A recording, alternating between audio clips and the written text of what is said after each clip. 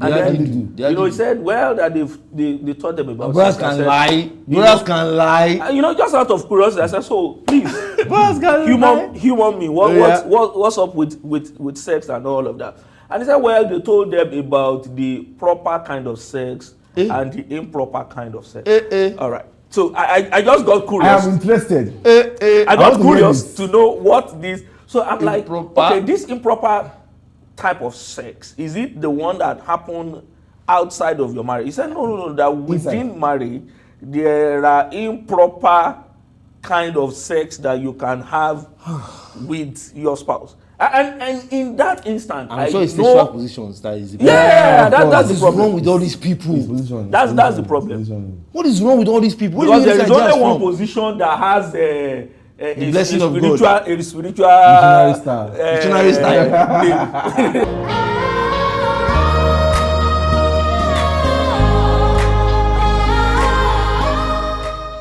Hi everyone, my name is Peter Taiwo and I have with me. My name is John Kenny. So what's your own name? Tayo Alofun is we have a special guest, Tayo Alofun, in the building. The minister of the gospel, the world famous of our moment. Tech ambassador. The sex mount of this generation. Don't mind these guys. I'm sure you've seen enough of their trouble. Generational prophet. Already. You know, a transitional whatever that means. Apostle.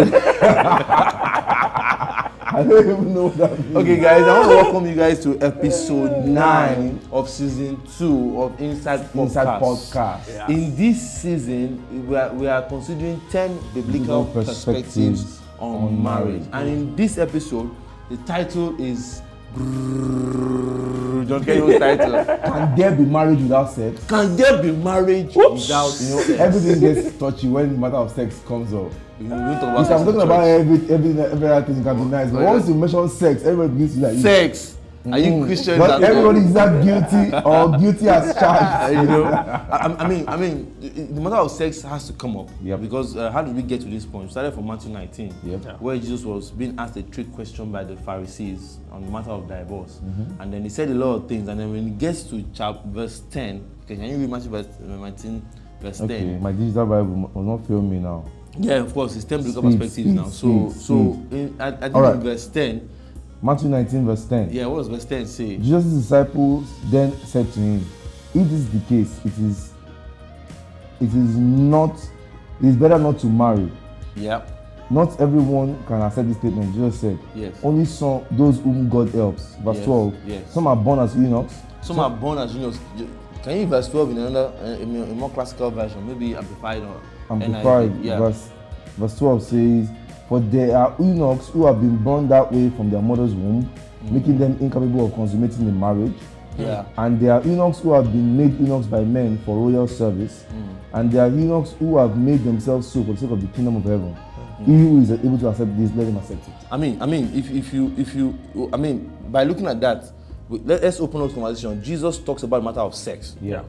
There's no as a precondition to marriage. As a precondition to marriage. Yeah. Because he said those guys born like that are incapable. In fact, another version renders it as they are born without the ability to marry. And this thing is saying is a response to the fact that disciples were afraid of the fact that they might not be able to put their wives away. I think he said so in episode Episode 2 or 3, I'm not sure quite, I can't quite remember. It's episodes that long. I mean, the disciples were really afraid that this is Jesus, this is not Moses anymore. You can't just put your wife away from every flimsy excuse. Yeah. So, and they're like, oh my God, with this in mind, who cannot get married?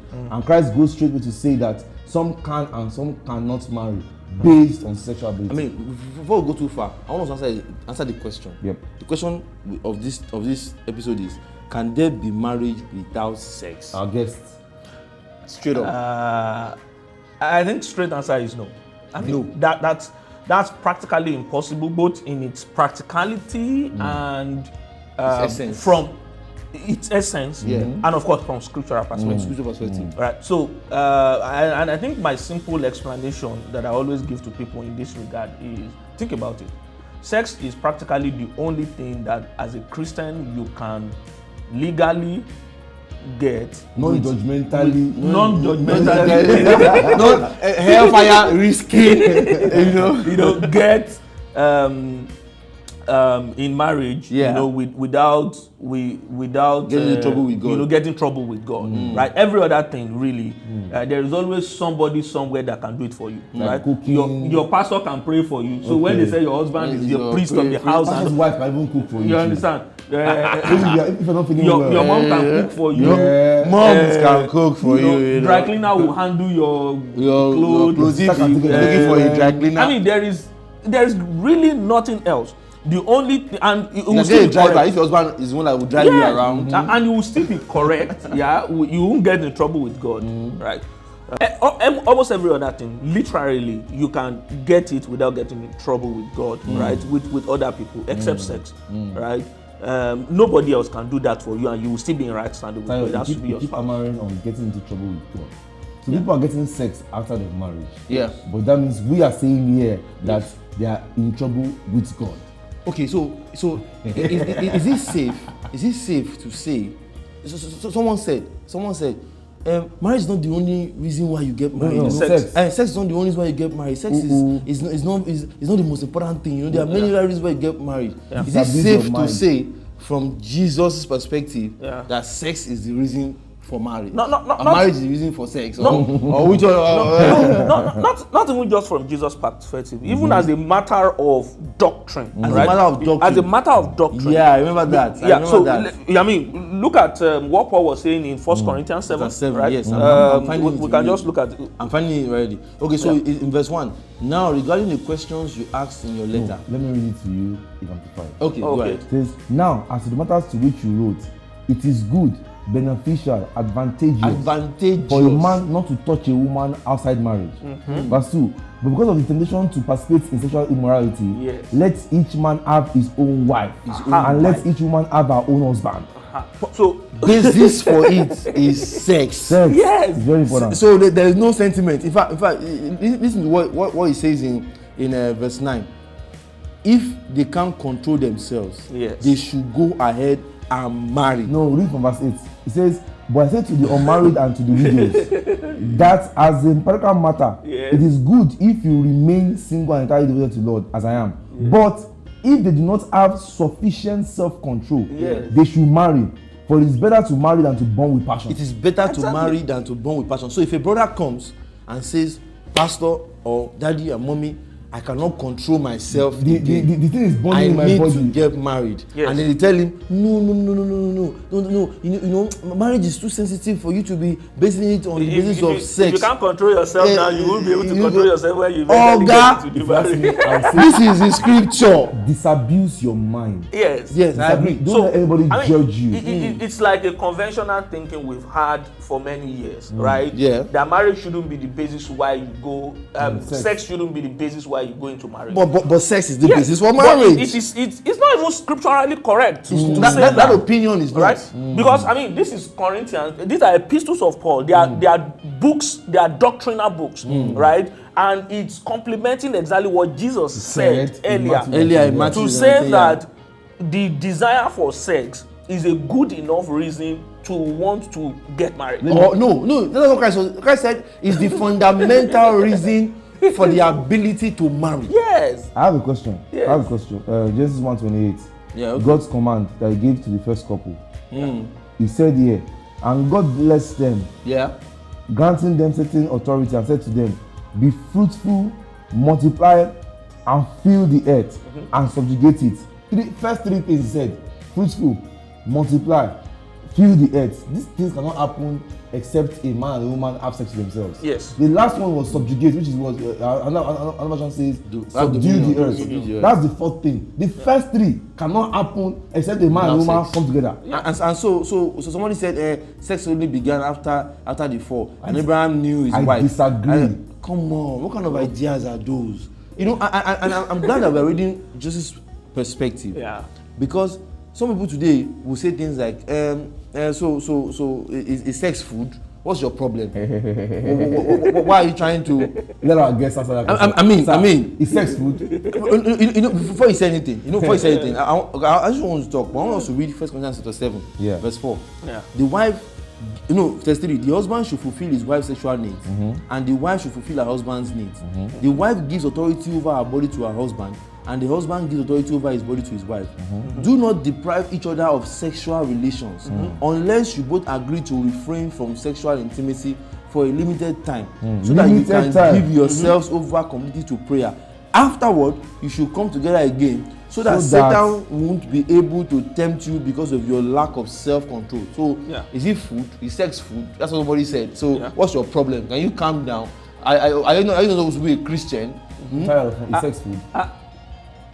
Okay, so first of all, let me say that there are two kinds of food, really, that are very, very important. Very, very vital. Cocoa is important. Very, very important. There is the physical food, and there is the emotional food. The sexual what about the spiritual food? My food is to do the will of God. So this spiritual food. Three classes. But in reality, and scientifically speaking, people would argue that both of those two food. So let's try to put the spiritual on one side, right? And bucket the other two, which marriage is a carnal something. Which you people will believe is carnal. All right, let's bucket those two into one bucket, and you see that there is a correlation between the two most of the time. There is, right? There is. If people complain, especially women complain about their husband not desiring them and all of that over time, one of the questions they get asked often is, what kind of food has he been cooking? Right. There's a connection. There is a connection. There are some kind of food that when you cook, when your husband finishes the next thing wants to fire down is to eat the other food. I agree with you 100%. 100% I do. So when you say sex is not food, see, honestly, I know from my experience, I've married a few years. How many years is that?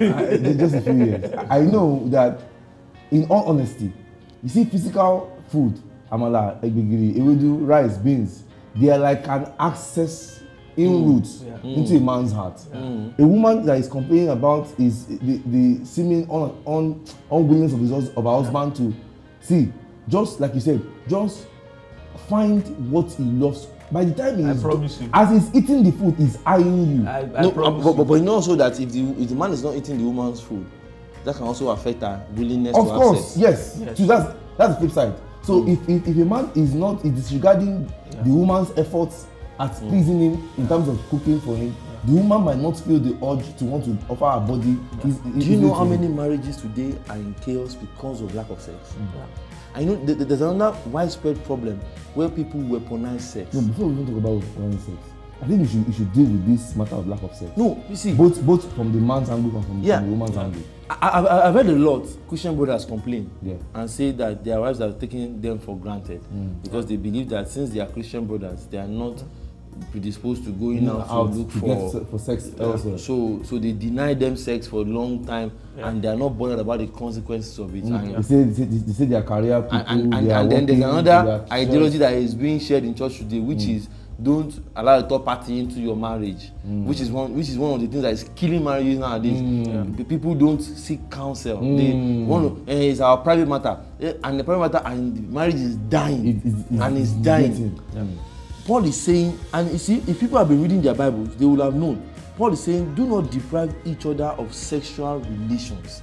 It's become a command as far as I'm concerned here. He said, even if you go for a limited period of time, you should come back together again. All this, I'm a pastor, I'm waiting on the Lord for the next 40 days. Is your wife okay with it? No, he has assumed that the woman is a superwoman.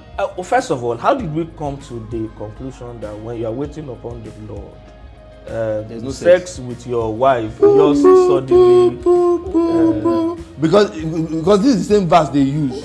You can give yourselves more completely to prayer, meaning that there is a way you can give yourself to prayer that does not involve not denying yourself of sex. The two have become one.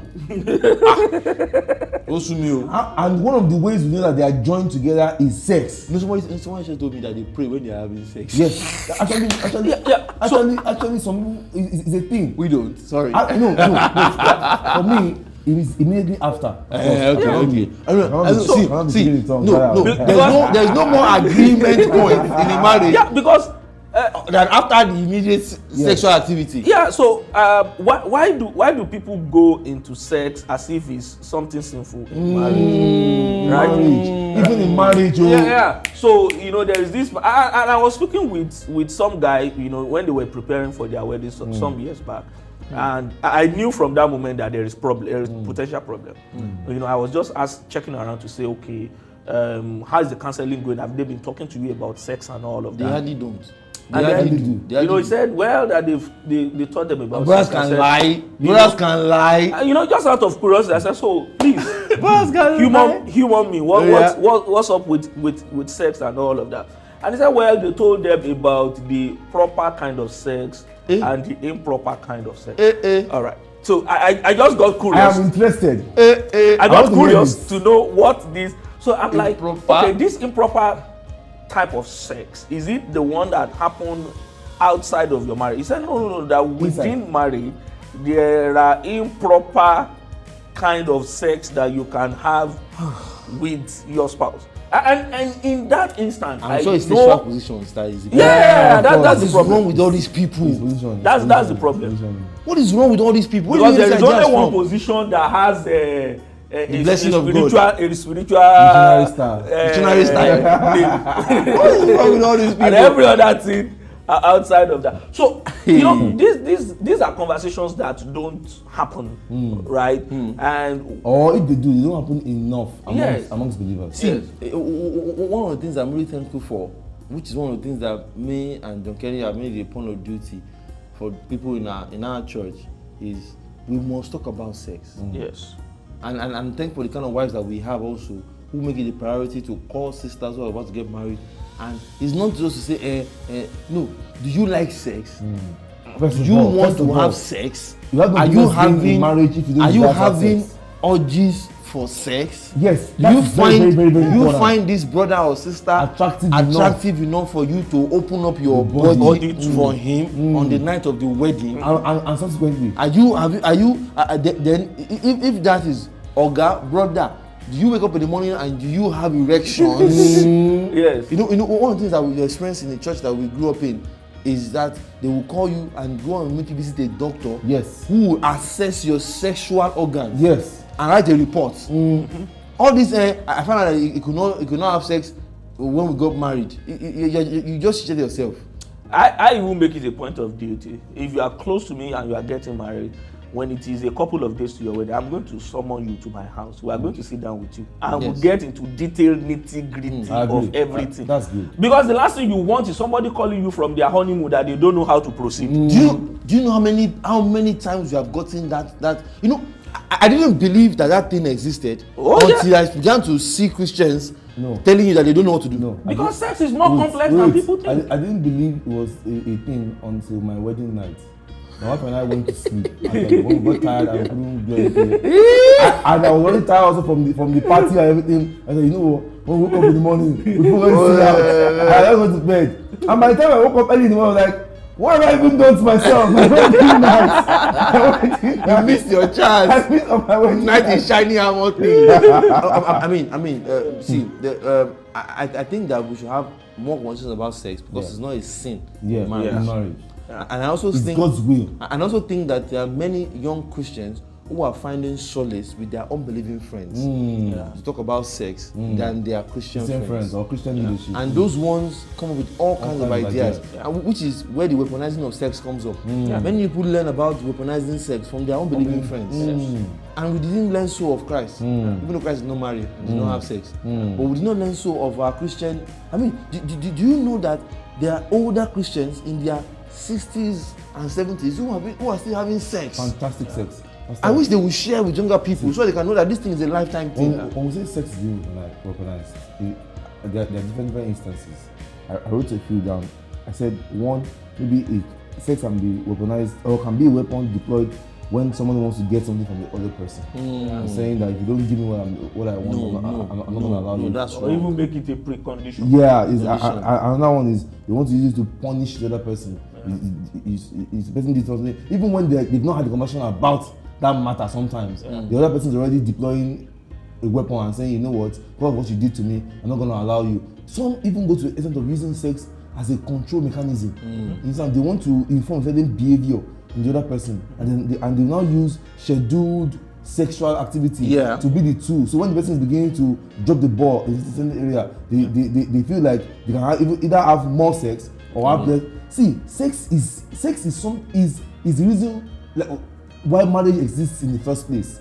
Don't turn it into something that you're not used to control or deny the other person. I mean, because it can lead to all manner of crazy things in the home. And don't cheat yourself. God bless you. Don't cheat interesting yourself. thing is when people decide to weaponize sex, really, unknown to them, they are hurting themselves. They're cheating themselves, right? Yeah. There is this connection that happens, and you probably have noticed. There is a level of connection and glow that comes you notice to you, in people, and it is a function of sex. Yes, the first few months of marriage for most guys, they have probably never had it before. First few months, relaxed. The stomach will come out. You see the faces will all that tension, all that boys are always feeling. It's because they've eaten a lot of food, but it's not. There's not food they are eating. There is just. And another part of what we're talking about is this. You know, sometimes we always feel like this brother that is always wanting sex. In some cases, it's the sister that wants a lot more sex. So sorry, I have a question. Yeah. Based on what you just said, if one party's desire for sex seems more heightened than the other party, what does the other one who is not as excited or doesn't look forward to as much? What does the other person do? You see, is it more of an obligatory thing or what? It's two ways. For the brother that has or sister that has a heightened sexual desire, it's a matter of self-control too. Knowing that the other person too, you have to be considerate. He's a human being. Do you understand what I'm saying? I mean, you've done 1 or 2 rounds. You want to do like 4 or 5. Calm down. This person might not be. He might not be able to manage. Someone has a job. He did it in the morning before he left. He wants to do it in the night again. No, you have to also be considerate. Do you understand? And then the other person too, when you realize that the person you are married to, he has a heightened sexual urge. You have to understand the fact that this person too has needs. Do you understand? And you need to scale up. You have to scale up. All these your moods. You have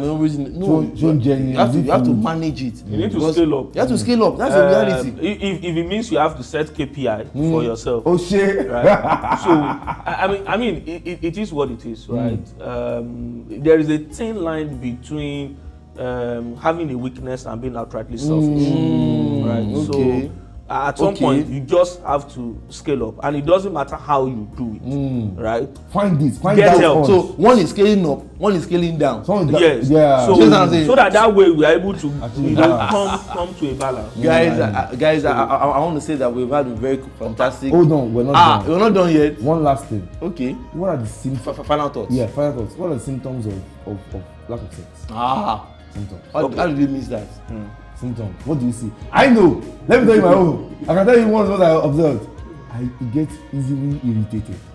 People just become grumpy. I think it's the fundamental one. And go for both sisters and for brothers. It's just see them acting up. You know, I had a pastor who would just look at somebody in church and say, come and see me in the office. When does you get have sex? Pastor, when does you have sex? Because it's written all over you. It's written all over. Even if you're supposed to be in church, you'll be acting anyhow. Oh my God. Everything will be what's wrong with you. So if your employee is misbehaving, just send him on 2 weeks. 2 weeks. Go and deal with the problems. Guys, I want to thank you guys for being vulnerable and sharing your thoughts. Taiwo, thank you so much for being a part of this episode.